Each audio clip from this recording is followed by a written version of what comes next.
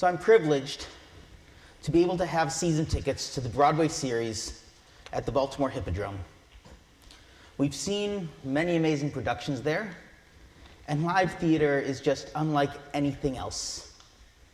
As you might expect, given my own artistic interests that focus on the instrumental, I always take extra enjoyment from the live music, all the way from overture, when there is one, through the post-curtain call walkout music. There's something that happens, however, at every performance. As soon as the last note of the finale number hits, and sometimes even well prior, like at this June's production of Chicago, people stand up and leave before even the curtain calls, which is the opportunity for the audience to express gratitude for the performers on, below, and behind the stage. Now I'll say I do understand the behavior to a degree. Those of you who attend shows at the Hippodrome know that the elevator situation is, well, terrible. A lot of you have been there. And there's a long line to get back up to the parking structure. And even then, it can take some time, quite some time, to get out of the parking structure itself. People want to beat the traffic, both the foot traffic and the car traffic. Of course, this is not unique to the theater. It's quite common at sporting events, especially if the home team is losing, an all too frequent occurrence down Utah Street this summer. And even at concerts before the inevitable encore. Bruce always does at least 3. For a variety of reasons, though, we are often in a rush to get to whatever is next, even if that's sitting in a 30-minute backup in the parking lot. And we forget to enjoy and appreciate the thing we are there to see or do or experience. When we rush out, what is it that we gain? Is it more than what we lose by failing to be present in that moment? On this day of Rosh HaShanah, we have an opportunity to consider what it means to be present in the moment, what it means to absorb ourselves in the here and now. Our Torah portion that we will read tomorrow morning is one that speaks directly to this idea. The story of the Educator, the binding of Isaac, begins with God calling to Abraham and Abraham replying, "Hineni," here I am. Abraham's reply was not just a simple yes, I'm here, or what do you want? But Abraham replied in a way that signaled he was present, fully in the moment, and ready to hear what God had to say. Later in the story, Isaac wants to inquire about what's going on and calls for his father's attention. Again, Abraham says, "Hineni," here I am, making it clear he is fully ready to hear whatever Isaac has to say. Then on the mountain, knife in hand and apparently ready to slay his son, the angel calls out to Abraham, saying, "Abraham, Abraham," needing to call out twice to command Abraham's attention from his task. And Abraham again answers, "Hineni, here I am." Abraham, through the entire story, even as we may rightfully question his actions, is fully present, fully available to the moment as he is called. Rabbinic commentaries abound about the meaning of Hineni versus other ways of expressing presence. But it is a modern comment I found by local colleague, Rabbi Nina Beth Carden, that I found gets the essence of it. Rabbi Carden writes about the same word of Hineni being used once again, but this time by Moses at the burning bush. She writes, "A stunning response. Hineni is a pure, astonished, unguarded affirmation given before all the facts are known. It is a spontaneous, unequivocal commitment promising, I am here, where and as you found me, fully attentive, focused, all in. And even more, I am here, all of me, with all that I am and all that I can be."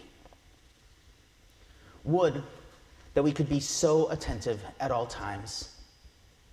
In an ideal world, everyone who needs our attention would get a Hineni response. It is a promise in and of itself for full attention. In the context of the Akedah and the story of the burning bush, the promise is given before the request is even known. Even the terrible task Abraham is given following his first Hineni does not deter him from answering the same way twice more.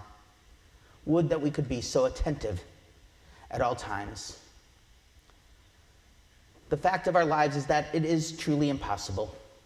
We cannot greet every single request, every demand on our time with Hineni. There is just too much going on. That said, we all have room for more. We can all grow in our ability to be present for the various moments of our lives and to not be so concerned about rushing on to whatever is next. In the book How to Live in the Now by author Ernest Holmes Svensson, the author discusses this very idea, as that title might suggest. In sharing about how animals act on instinct and to immediate stimuli, Svensson points out that we are the only creatures, as far as we know, that can consider alternatives to whatever is happening in the current moment. And I'll add that we have the tools to find those alternatives more so now than ever before in our history. He shares an exercise about learning to be in the moment, and it happens to be highly relevant to our Rosh Hashanah experience, although the author is not Jewish as far as I can determine. Svensson discusses the experience of eating an apple and encourages readers to take time, 20 minutes or more, the next time we eat an apple. As we eat, we should take in each sensation, smell, taste, texture, the sound of the crunch, the feel of the swallowing, one bite at a time, and pay attention to what changes from our first bite to our last. So I went ahead and did this recently. And I'll admit right away, I could not make it last 20 minutes. I made it to 12, but really did take my time and made sure the apple was the only thing I was thinking about. I closed my office door, I closed my email, left my phone face down, turned off my computer screens. It was a Granny Smith apple, which is my favorite. And I took notes of the first bites as a mix of sweet and sour as my teeth broke through the skin of the apple. As it continued, I could feel the flavor and intensity change from slightly sweet to more sour as I got into the apple. With each bite, I felt the mix of skin and apple on my tongue and on my teeth. And as I got only to the inner part, the lack of skin became even more apparent. I also happened, while doing this, to notice the label of the apple and considered its trip across the country, from the state of Washington all the way to the Wegmans in Owings Mills, and then to my house and eventually into my lunchbox in my office here.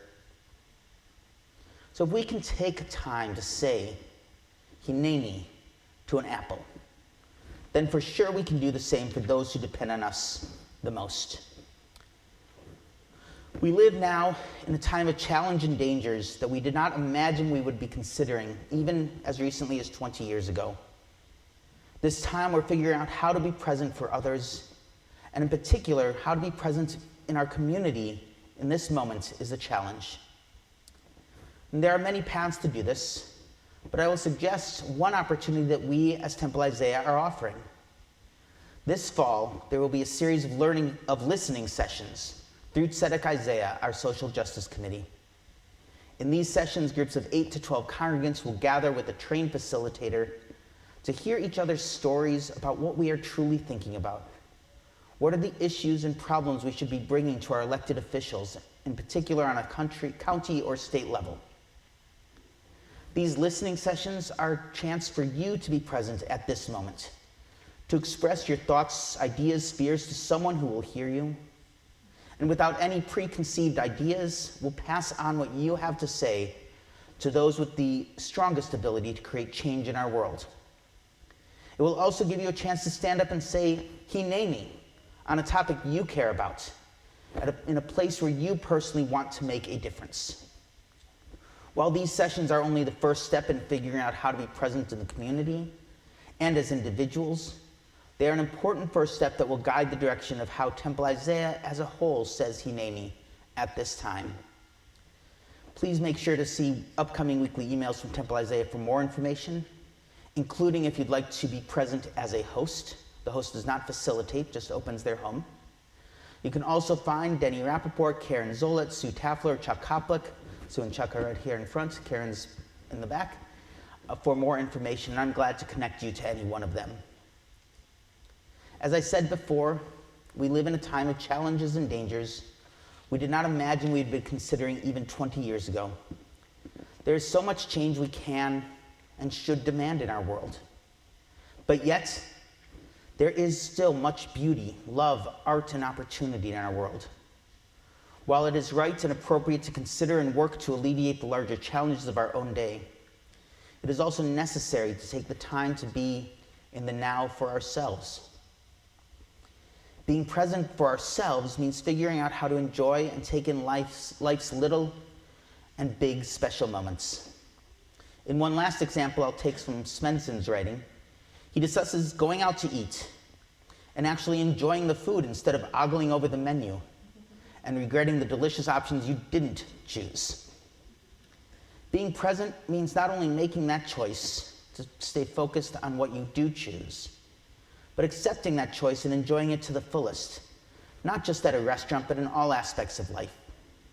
That doesn't mean you won't be wrong from time to time and make a choice that you wouldn't make again. But being present in the moment is about accepting and making the most of those choices that turn out well, and even those that you would choose differently next time. This is our time to consider the now, to be present in the moment during these high holidays. While we consider past actions and future behaviors, I encourage you to allow yourself to get swept into the music, teachings, beauty, liturgy, and more of these sacred days. Whatever you left behind at work or at home, don't worry. It will still be there when you return, whether you think about it or not. The High Holy Days, beginning today, is the time to say to ourselves, Hineni, here I am. As we move forward from these days, consider where in your lives you can say Hineni. When can you put down your phone to really listen to a friend? When can you leave work just a few minutes early to be present for a loved one or present for your community? When can you take time to listen to others and share who you truly are? When can you say to yourself, it's okay if it takes me an extra 15 minutes to get out? I want to enjoy every last moment of this. When we say Hineni, it opens the door of meaningful engagement. It opens the door to the world in a way we may not otherwise experience. It opens the door on a new year filled with the hope of a better tomorrow and the power to experience the here and now. Shana Tova, may your new year be one of sweetness and goodness.